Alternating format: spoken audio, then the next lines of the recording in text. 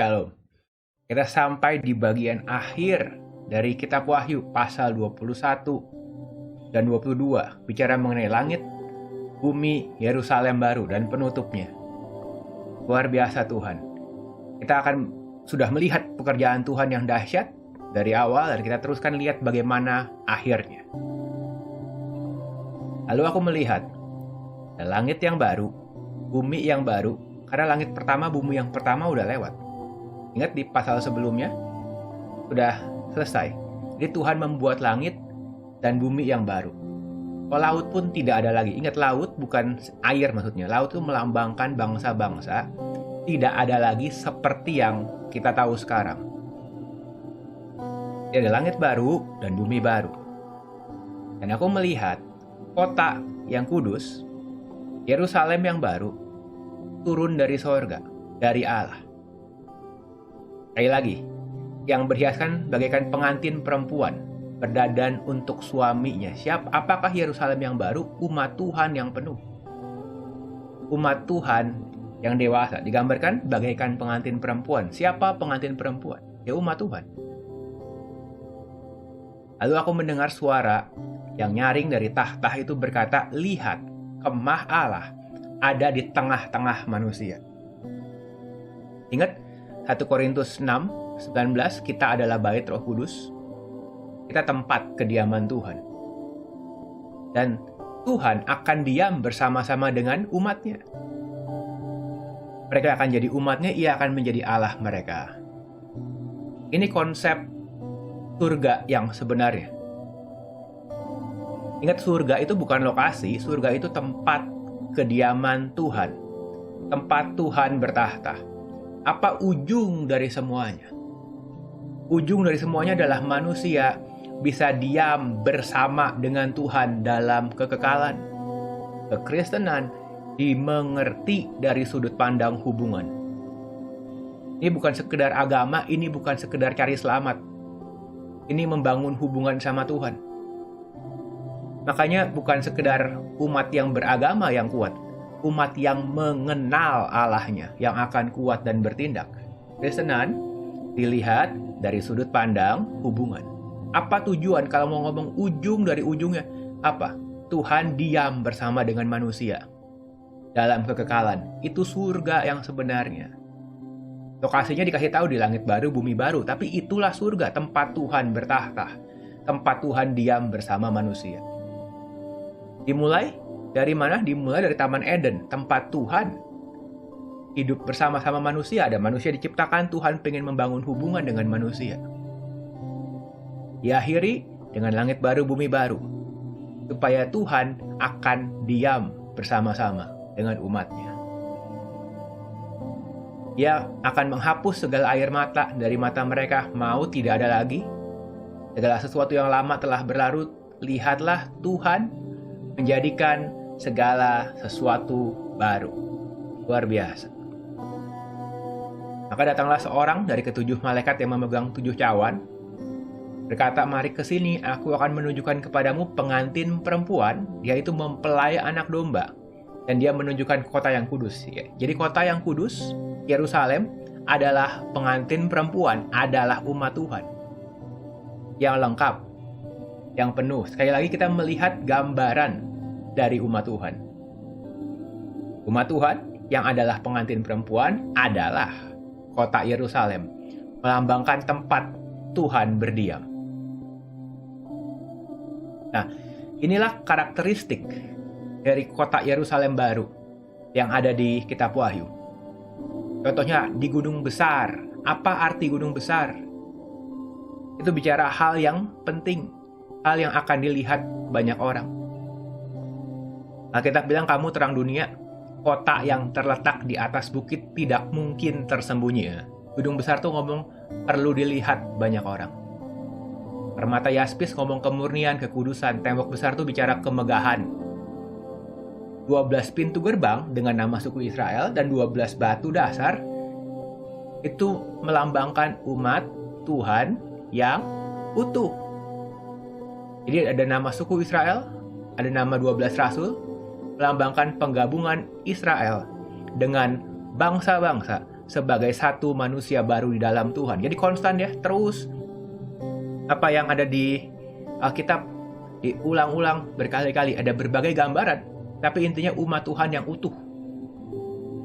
Kota 4 persegi bukan secara literal bentuknya 4 persegi, tapi 4 persegi melambangkan keadilan Tuhan buat seluruh bumi.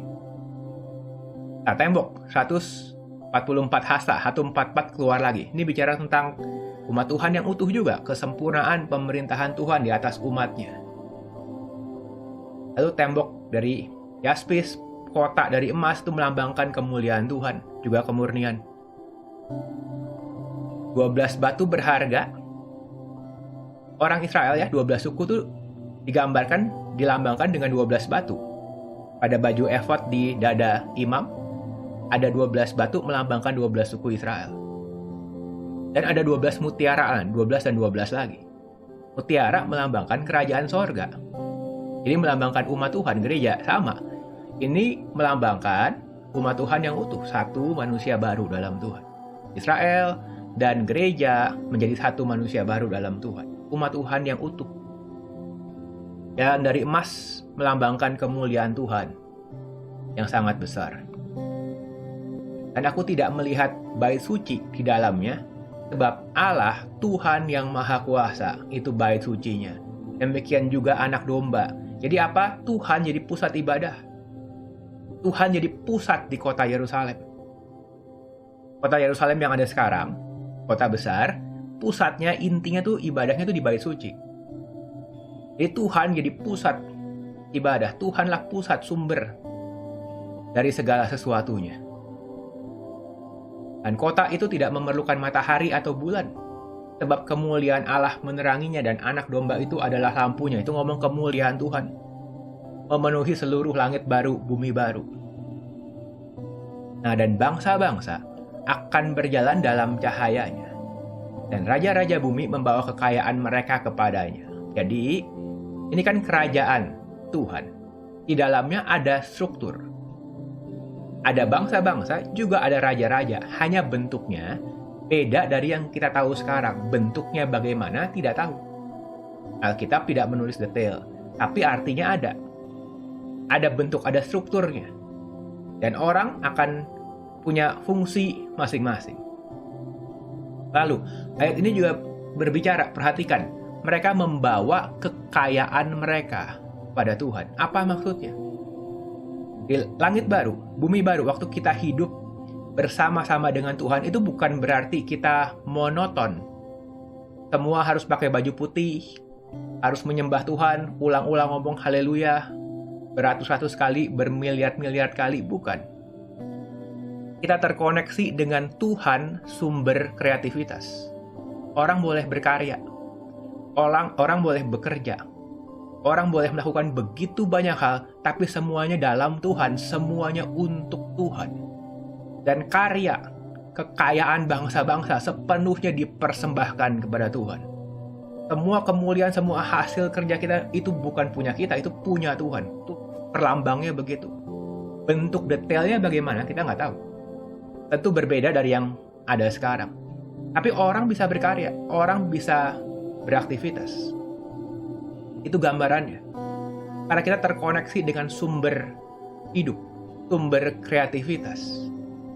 Sorga tidak monoton, sorga sangat dinamis. Dan pintu-pintu gerbangnya tidak ditutup pada siang hari, karena malam nggak ada lagi di sana. Kekayaan dan hormat bangsa-bangsa dibawa kepadanya. Jadi akan ada kekayaan dan hormat bangsa-bangsa untuk dipersembahkan ke Tuhan, tapi akan ada artinya hasil kreativitas, kreasi dari bangsa-bangsa. Lalu ia menunjukkan kepadaku sungai kehidupan yang jernih, yang mengalir keluar dari tahta Allah dan tahta anak domba. Juga ada pohon-pohon kehidupan yang berbuah 12 kali tiap bulannya, dan daun pohon-pohon dipakai menyembuhkan bangsa-bangsa. Ini gambaran bahwa kehidupan Tuhan mengalir dan memenuhi seluruh bumi yang baru. Bukan berarti akan ada penyakit. Tapi itu justru berarti tidak akan ada penyakit karena terkoneksi langsung dengan sumber kehidupan. diperbaharui terus. Itu poinnya, Tuhan sumber kehidupan. Maka tidak akan ada lagi laknat, tahta Allah dan anak domba ada di dalamnya.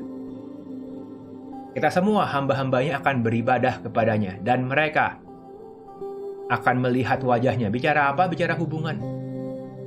Apa poin langit baru, bumi baru? Tuhan hidup bersama dengan umatnya dalam keintiman. Gak ada lagi dosa. Kita bisa hidup bersama dengan Tuhan. Itu luar biasa.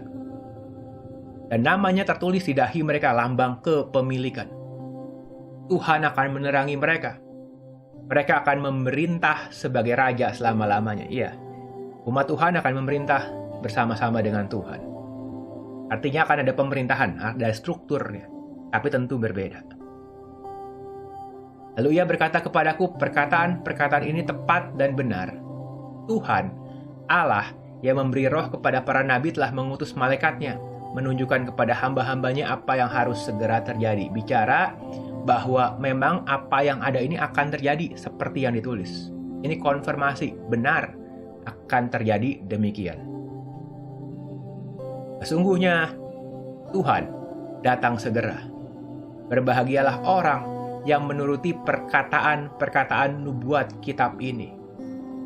Dan kita sudah belajar kan apa perkataan nubuat di kitab Wahyu. Tuhan bertahta. Umat Tuhan dewasa. Umat Tuhan yang dewasa akan menyelesaikan rencana Tuhan. Tuhan bertahta sampai ke masa akhir. Karena itu umat Tuhan gak perlu takut. Umat Tuhan akan berkemenangan. Betul ya? Dan umat Tuhan yang mengenal Tuhan akan mengalahkan setan oleh darah anak domba, perkataan kesaksian, dan tidak menyayangkan nyawanya. Berbahagia orang yang menuruti perkataan-perkataan nubuatan kitab ini. Lalu ia berkata kepadaku, jangan meteraikan perkataan-perkataan nubuatan kitab ini karena waktunya sudah dekat. Jadi kitab Wahyu adalah kitab untuk dimengerti, bukan membingungkan. Kitab yang ditulis ada pesan Tuhan untuk dimengerti karena waktunya sudah dekat. Aku, Yesus, telah mengutus malaikatku untuk memberi kesaksian tentang semuanya ini. Kepadamu, bagi jemaat-jemaat, aku adalah Tunas, keturunan Daud, bintang timur yang gilang gemilang. Karakteristik Yesus yang luar biasa. Roh dan pengantin perempuan itu berkata, marilah. Atau lebih tepatnya, datanglah. The Spirit and the bride says, come. Datanglah. Dan barang siapa mendengarnya, biar dia juga berkata, datanglah, marilah. Saya mau pause di sini untuk menjelaskan. Ini kalimat yang luar biasa.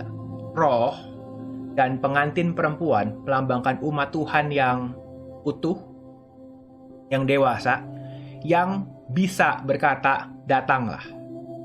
Roh, jadi gereja, umat Tuhan, gereja dan Israel, jadi umat Tuhan yang utuh, yang dewasa, itu akan punya suara, satu suara dengan suara Roh Kudus. Roh dan pengantin perempuan akan berseru seruan yang sama untuk mengundang Yesus datang kedua kalinya. Karena Yesus datang bertemu dengan gereja yang dewasa. Yesus bukan datang ketemu anak kecil. Yesus datang bukan ketemu dengan gereja yang takut. Gereja yang pengen cepet-cepet diangkat, yang setiap kali ada bencana, krisis ekonomi, atau pandemi, atau apapun juga tiba-tiba teringat akhir zaman. Yesus datang ketemu dengan umat yang dewasa. Dan hanya umat yang dewasa yang tanda kutip bisa menarik, bisa memanggil, mengundang Yesus datang.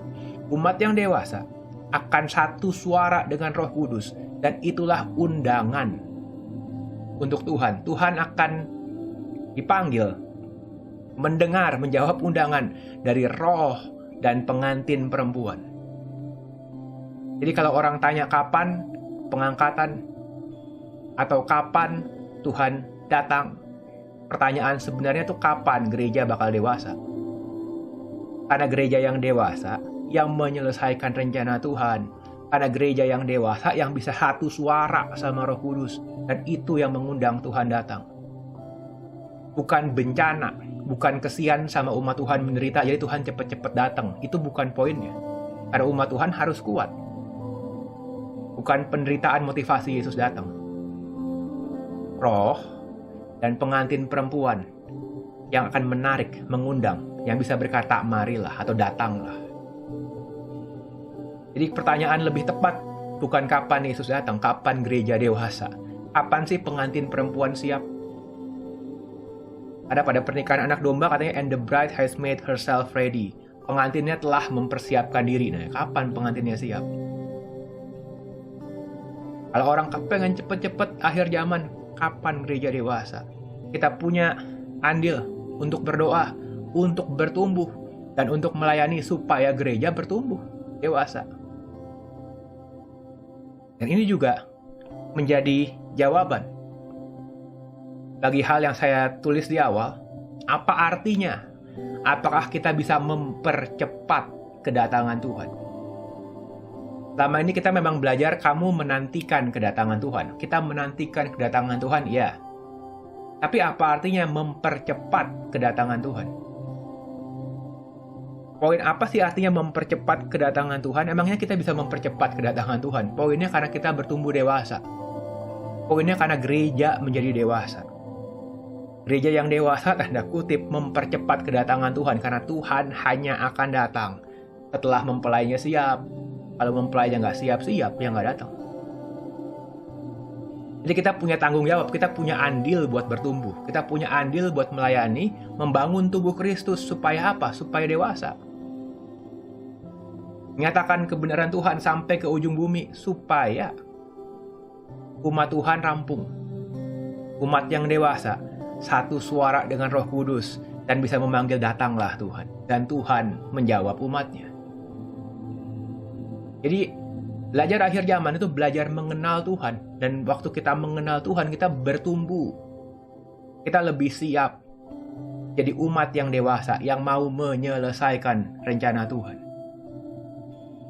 Itu pesan di kitab Wahyu.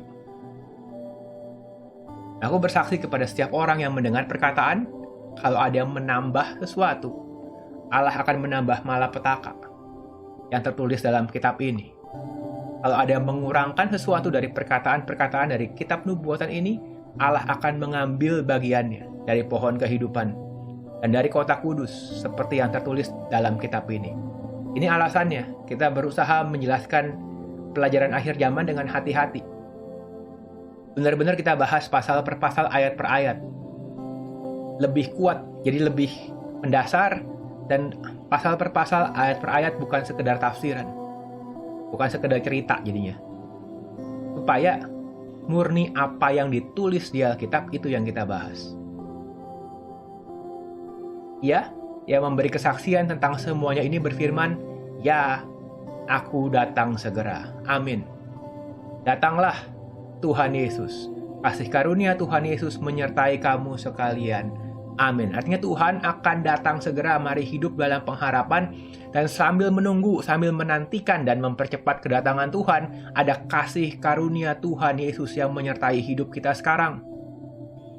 Untuk membuat kita hidup untuk Tuhan. Untuk membuat kita bertumbuh dewasa. Sambil menantikan dan mempercepat kedatangan Tuhan. Jadi ini total peta kitab Wahyu. Setelah kerajaan 1000 tahun, Tuhan akan hidup bersama dengan umatnya. Di langit baru, bumi baru, Yerusalem baru.